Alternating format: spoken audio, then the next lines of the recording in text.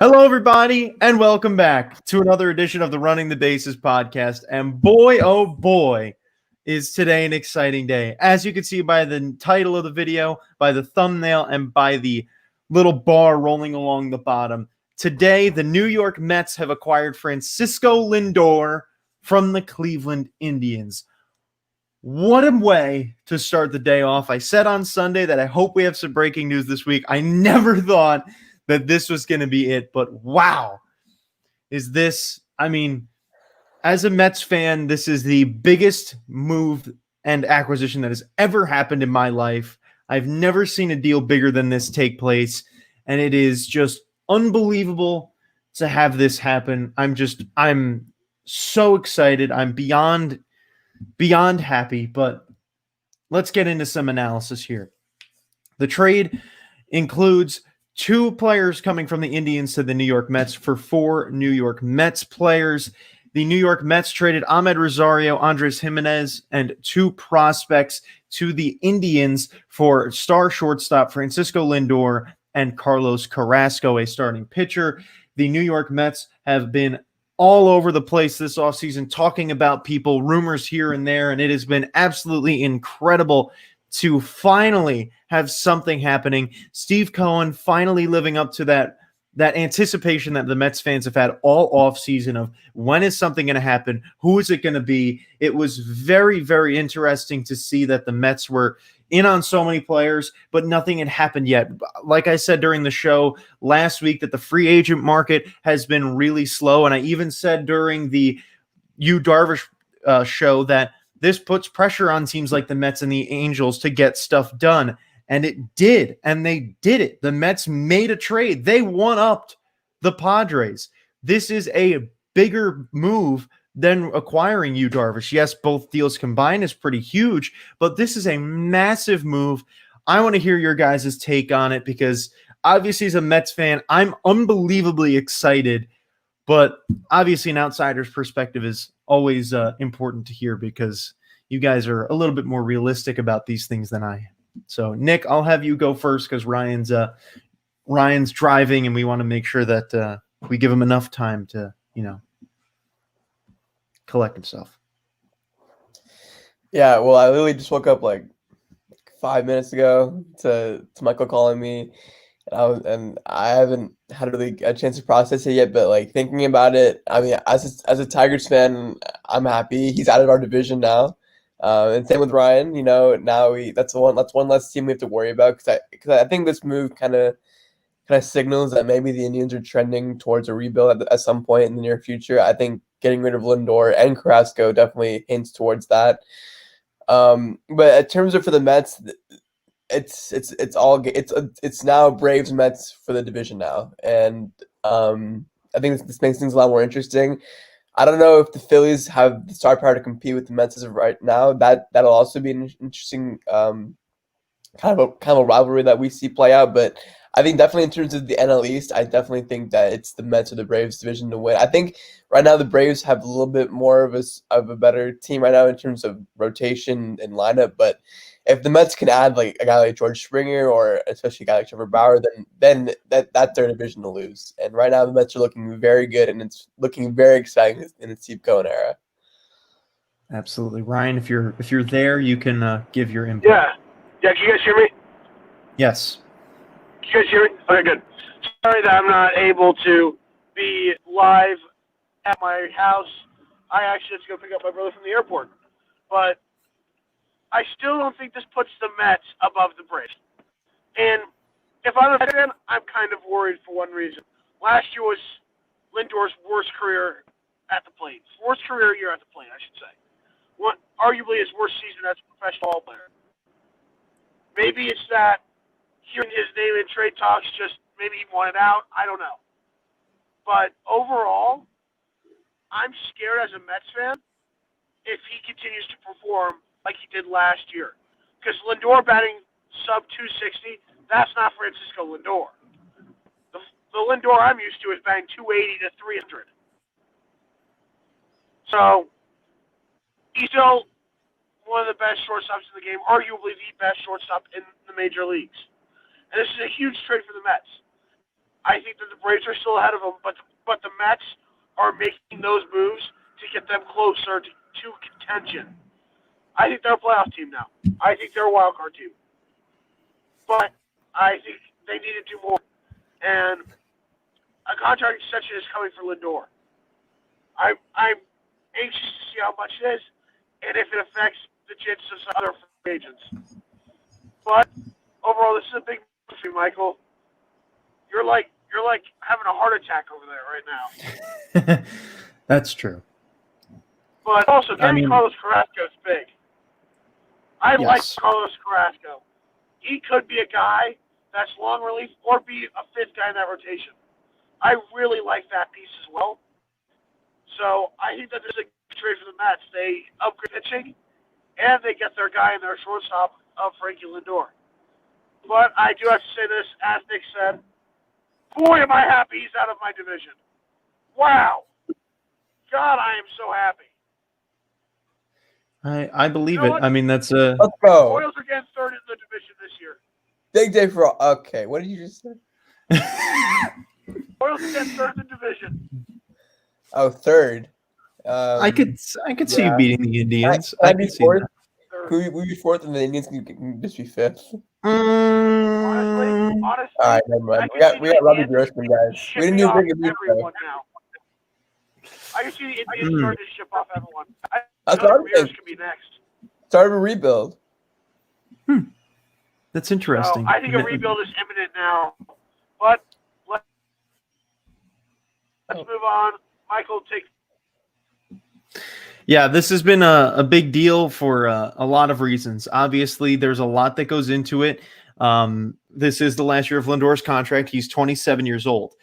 You look at a guy who's 27 years old, that is exactly how old Mookie Betts was when he signed his extension last offseason for 13 years. So I don't know. I highly doubt the Mets will go anywhere near that, but I could definitely see the Mets extending him for maybe 7-8 years and him finishing his career as a Met. This is just such a massive move for them, and this does put a lot of pressure on the rest of that, on the rest of the offseason in terms of money. I think this maybe puts a little crimp in being able to get more bullpen that's at Brad Hand or Liam Hendricks level. They might have to settle for getting Justin Wilson and bringing him back, which is perfectly fine. But I don't think this hurts the Mets from getting George Springer. I still believe that this is going to give the Mets well, we lost Ryan. I still think this is going to give the Mets George Springer's opportunity. I mean, I don't think the Mets would do at this point. George Springer was still the number one priority this offseason, and I really highly doubt the Mets would make this move if they think it was going to hurt that chance. That might be the only move they make for the rest of the offseason, which is perfectly fine, but I don't think this is going to impact their ability to get, for instance, George Springer. But, I mean, I said it months back in the middle of November, the beginning of November, when I did the potential Francisco Lindor trade show, where I talked about Amed Rosario and Andres Gimenez both being in trades. And I said that that was a very high possibility, and it ended up being the case. I said that it was probably either going to be Nimmo Smith for Lindor or Gimenez and Rosario for Lindor, and ended up being Gimenez Rosario. And this is just such a massive contract. You look at what Lindor has done over his career. He's exciting. I mean, so many Mets players are stoked about it right now. Marcus Stroman has been just raving all over Twitter for the last hour. Trevor May has been so excited. I mean, Trevor May has had to pitch against him his whole life, and now he's on the same team with him. Now you look at the Mets, and obviously the Padres right now and the Mets, I would say the Mets and Padres are tied for winners of the offseason at this point. Because if you look at those two teams, I mean, the Padres got their two aces, but the Mets got one of the top, if not the top shortstop in the game. They got Carlos Carrasco, who fills their starting pitching spot. They got James McCann, who's a great catcher, and they got Trevor May, who boosts their bullpen. I mean, 4 deals compared to 2, where honestly the Mets and Padres really, they even out in those 4 deals. So this is just such a massive move that none of us saw coming. I mean, there were no talks at all that we knew of over the last 24, 48 hours and just boom, randomly. I mean, Nick, I know you haven't even seen how this developed because I woke you up, but it genuinely just started with a tweet from Jeff Passan that said the Mets are in deep talks to acquire Francisco Lindor from the Cleveland Indians. And it was boom, there it went from there. So it's crazy how things like that can happen. But I mean, I'm a very happy guy, and there's nothing else I can say other than that. But I'm curious as to what you guys think this means for the rest of the Mets offseason in terms of Springer and doing other things. What do you guys think realistically makes the most sense? Well, now this makes Springer's decision a lot more interesting, just in terms of like, I think now he will finally commit. I think before he was kind of just waiting to see what the Mets, what any team would do really, see like what kind of roster he'd be working with in the future. But like comparing to what his options are, I think the Mets are the best option. I think it's between. What do you guys think it's between the Mets? The Astros, Mets and Blue Jays. Mets and Blue No, Jays. just Okay. Mets and Blue Jays at this point, yeah. So yeah, I mean, if I'm George Springer, I'm looking at both teams. I'm like, okay, the Mets are contending. The Blue Jays are still trying to figure it out, and Blue Jays are just a young team on the rise. But if I want to contend right now, and because right now George Springer is still in his prime, he's still a few years left in his prime, and he's still like an all-star caliber worthy player, and I think it makes the most sense for him to go to the Mets. And like that lineup would be insane. Pete Alonso, James McCann, Francisco Lindor, George Springer, Jeff McNeil, all those type of guys, and you add your rotation with like Jacob deGrom, Carlos Carrasco, guys like that. It's setting up in a position to be very good, a very, very good NL East team. And I think that it would come down to the last day of the season between the Braves and the Mets just to fight out for that division. Because that right now the Braves are better, but with George Springer, you guys are just that much closer. I think this takes them out of George Springer for one reason. Steve Cohen has patience, and how they might not be all in his first free agency. I think this might be the one move he makes. And if he got George Springer, it wouldn't shock me. But personally, I don't think that he wants to go that deep with money just yet. He wants to win a World Series. We know that. He wants to be the top dog with the Mets. But does he want to put all of his eggs in one basket in his first free agency as owner? Plus, if I'm being honest, I don't know if the Mets really need George Springer that badly. What he brings is insane. He would be a tremendous addition to the Mets. I don't think they need him that badly. I think they've got the offense now. They've still got the pitching. I think right now they got to focus on bullpen. I don't think outfield is as big of a need as bullpen. So right now, if I'm Steve Cohen, I'm looking in the bullpen market, trying to add pieces to my bullpen more than focusing on George Springer. That's true. I agree. I think that actually makes them. I think overall, as a Mets fan, I would rather see the Mets get Springer in terms of level of excitement, because I think that with that offense, I think you can hit your way to a win. But I do agree that the overall scheme of things, bolstering that bullpen now, I mean, I have the Mets payroll figures right now. Their actual payroll right now is up to $152.83 million. Their luxury tax payroll is at $181.9 million. They have $28 million left until they hit that luxury tax line, and they will reach their first penalties. So, look, Steve Cohen has said that he is not afraid to go over the luxury tax line, and he said that he knows that they will eventually. He said, I'm not afraid to go over it. He said he doesn't think it's going to happen this year, but look, they just got Lindor, and if you're Steve Cohen, I mean, why not go all in? I mean, there's no reason not to go all in with it because, I mean, there's so much. I mean, the Mets just reported, well, one of the Mets reporters just reported that Springer was looking for about $175 million, which is probably a 6-year contract, which puts him at $29 million, which is a little over the luxury tax. But the thing is, I mean, this is a big question mark. And the bullpen has been such a problem for the Mets. The only thing that gives me a little bit of extra hope now is that if the Mets didn't get a pitcher this offseason, Seth Lugo would have been in the rotation. Now, Seth Lugo is back in the bullpen this year. They have Edwin Diaz coming off a great season. Dylan Betances will be back fully healthy and hopefully ready to pitch more. They've got Trevor May as well. So right there, if those 4 pitchers pitch the way they should, then the Mets have a really good 4-man, really top tier bullpen with those 4 guys. Yes, they still need more, but it won't be the end of the world if they don't get it. But I mean, this is such a big thing that is going to impact the rest of this offseason, because George Springer, like you said, Ryan, this is really, really pleasing for him. And you said it too, Nick, that this is, I mean, the Mets are a winner. They just went out and got the best shortstop in the league over the last 5 years. And now, I mean, if you're George Springer saying, man, I want to go to the Mets. And we've seen it in the past with certain players where they'll take a little less money to go to a team that they really want to play for. Because let's say Springer says, okay, well, they're only going to take me if I get $27 million a year, but I know we're going to win. I mean, it's incredible to think about that. And for the first time in my life to have you, Michael. Michael, I completely object to that. Why? With George Springer, it is between the Mets and the Blue Jays. Blue Jays are a very good baseball team right now. Whoever gives him the most money, I think that's where he goes. Because with guys like George Springer and a lot of players in the MLB, you know what it is. It's money talks. And I feel like it's going to be the same way with George Springer. Yeah, but you've got to keep in mind that this is also New York. This is a major market, and the Mets are right now a much better team than the Blue Jays, in a much better position to win than the Blue Jays. And there was something that also was mentioned earlier in the offseason about there's still questions about where the Blue Jays are even going to be playing this year.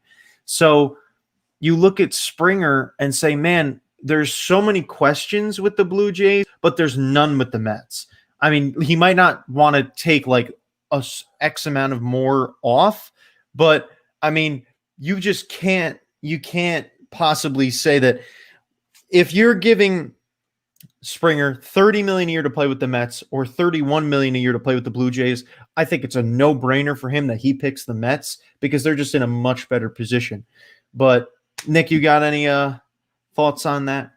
Yeah, I mean, what this deal does for the Mets is it just creates a lot more likelihood for all free agents, in my opinion. Because now with the Lindor trade, it just shows free agents that you're willing to contend now. And like I said earlier, like Springer's a guy that's in his prime, and he's not looking to waste any years. Like if he were to go to legit right now, he'd waste a couple of years getting that team to contention right now. Like if the Blue Jays were to get Springer like right now, they still wouldn't be anyone near contention because they have the Yankees in that division.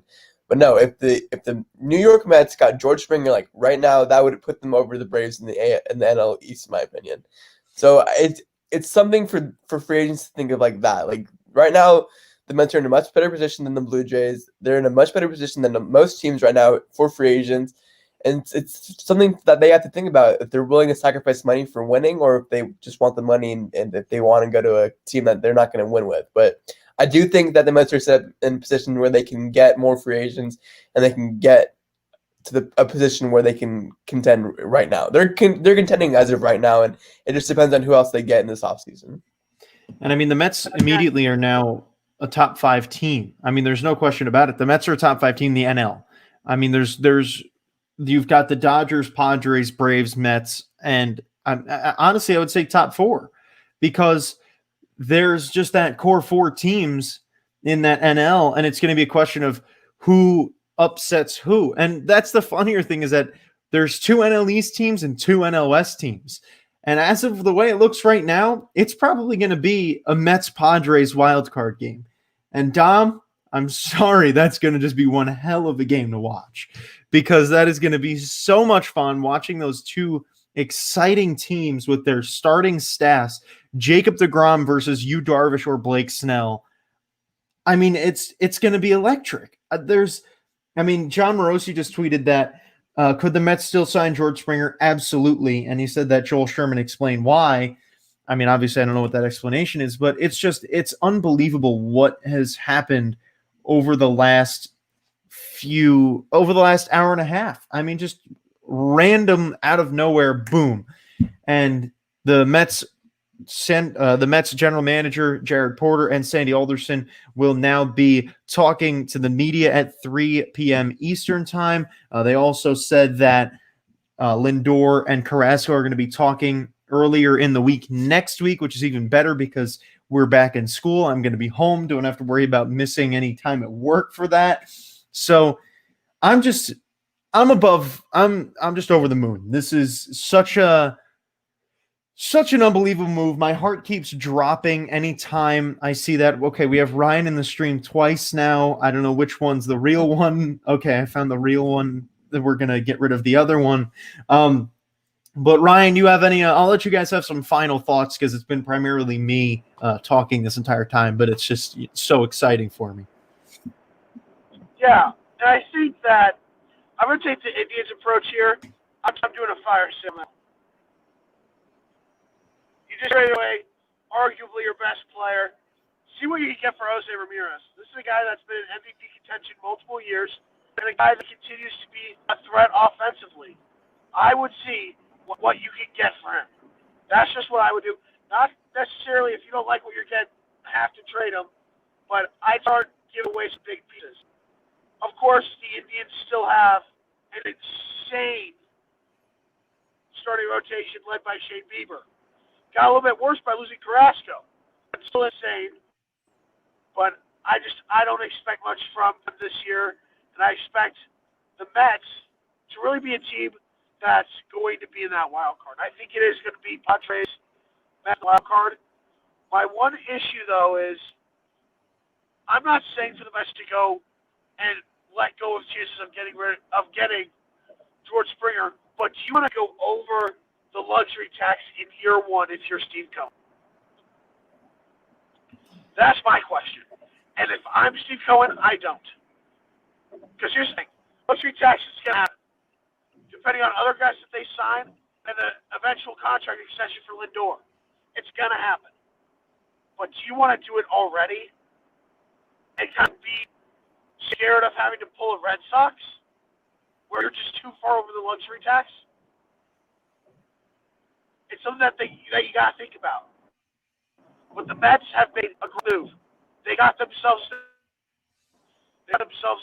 such a threat offensively, a great defender, one of the best players in the MLB. So you got to credit to them. But the question here now lies, what do they do now? They got to add some people to the bullpen, even if it's just another arm or two. Get some depth in that bullpen, and then you're talking. This team is going to be very good. But you just got to get a little bit more of a supporting cast in the pitching group. Oh, well, there goes Ryan. That was quick. Nick, final thoughts from you. Obviously, Ryan's going to come back and want to just jump back in where he started. Well, he's sure already, so we'll just let him finish off where he was. Ryan, we're letting you finish off where you were. Okay, it seems like Ryan's not finishing off where he was. Nick, let's hear your closing statements. Yeah, just wow. Like we said last week, hopefully now this starts a trend of a lot more MLB moves because he left again. Okay, he's gone. This is fun. This is honestly really fun. It's fun seeing these moves take place. Obviously, Michael's ecstatic right now. Obviously, he's having a lot more fun than any of us are. But as just an MLB fan in general, this is just fun to see teams make these moves, make these deals. And it's interesting teams going from like contending to like rebuilding, or from like middle of the pack to contending. Like the Indians are now are not really in a position to contend right now, obviously. And like Jose Ramirez is probably the next guy out. And now the Mets went from getting a guy they went from middle of the pack to getting Lindor, and now they're ready to contend. And now like it just helps in more ways than more, just because like it helps on the field obviously, but it helps off the field more. I feel like just because now it attracts more free agents, and I feel like that's the exact like message that Steve Cohen's sending out to the entire MLB right now. Like the Mets are ready, and like, he's not wasting any time. And I give him all the respect for that because I think right now you guys are in such a good position right now, especially with the core you've built over the past few years, and you guys are just ready. It's crazy. Congratulations. This is it's been an unbelievable morning, and the Mets also, I mean, how impressive for them to not trade any of their top prospects. I mean, the guys that they traded were not major guys. Gimenez, yes, was really number one, but the Mets all knew that was going to be a struggle with him and Rosario at short. I mean, this is unbelievable. I still can't believe it because as a Mets fan, like I saw a tweet from Howie Rose of what Howie Rose said on MLB Network saying that it feels as if the Mets fans finally feel as if their shackles have come off. And that's exactly what the feeling is the shackles are off. I mean, I feel free as a Mets fan. I've never felt this way before. I mean, I finally feel like the Mets can be important again. And without having to pray that Lucas Duda, Daniel Murphy, and Travis d'Arnaud hit over 270 to get us to the World Series. We now have, I mean, realistically, the Mets have a team that could win the World Series right now, and that's unbelievable. They didn't trade any of their top prospects. The only thing that they traded was their shortstops, but they just got their shortstop of the future. It's unbelievable to me, and it's also important to acknowledge what the Indians are getting here in Amed Rosario and Andres Gimenez, two star players. Gimenez, I said it since he came up with the Mets last year. I'm so sorry to see him leave, and I'm sad to see him leave because he was a little firecracker. That kid was so good. He is going to be a star with the Indians. I'm telling you right now. He's not going to necessarily reach Lindor level, but he is going to be such a great player. And Rosario is also going to be a big player for the Indians, not a big contract guy. You look at that Indians infield right now, and honestly, let's think about that for a second. I mean, no, we don't know who their first baseman is, but you've got Jose Ramirez, Amed Rosario, and Andres Gimenez. And if all three of those guys play at their top potential, the Indians just got pretty much two players that are going to be producing very well as opposed to one player who they traded away that plays incredibly. But two great players is probably better than one insane player. So, I mean, it's a smart move for the Indians. I really like the move for the Indians. And as a Mets fan, I know the value of Gimenez and Rosario. I know what they both can do. Rosario doesn't really get hurt ever. He can hit 300 if he's at his best, and Gimenez is going to be, as I said, a star. So both sides of this deal have been really fortunate for these two teams. I'm really happy to see Carlos Carrasco, a guy who is being really not talked about as much in this trade because it's Lindor. But Carlos Carrasco is a great pitcher. He's a great character. The Mets got two really great people in this trade as well, which, as you said, is really important because it boosts that morale. It makes it more, I mean, if you get a guy like Carlos Carrasco, which the league loves, when he went down with cancer a few years ago, the entire league was rallying around him. To have him on the Mets is unbelievably exciting. And it's just been, it's been such an incredible day for me. And obviously this is, it's surreal. It's safe to say that this is surreal. Hopefully we're back again with more breaking news. We're back on Sunday with our regularly scheduled programming. Hopefully we're back before then with something else exciting happening around the league. Probably not. There's been no murmurings of anything, but I mean, there wasn't anything until 10 o'clock this morning, and then Francisco Lindor got traded. So what a day. What a way to start 2021. It was off to a rough start, and then boom, it kicked itself right into gear. So I'm a happy camper. I know a lot of Mets fans are as well. Thank you all for watching. Thank you, Nick, for coming on with us. I know it was tough with Ryan to hear him a little bit because of his connection, but we got it out there, and man, just what an exciting day. Thank you all for coming out and watching. We'll see you all next time, and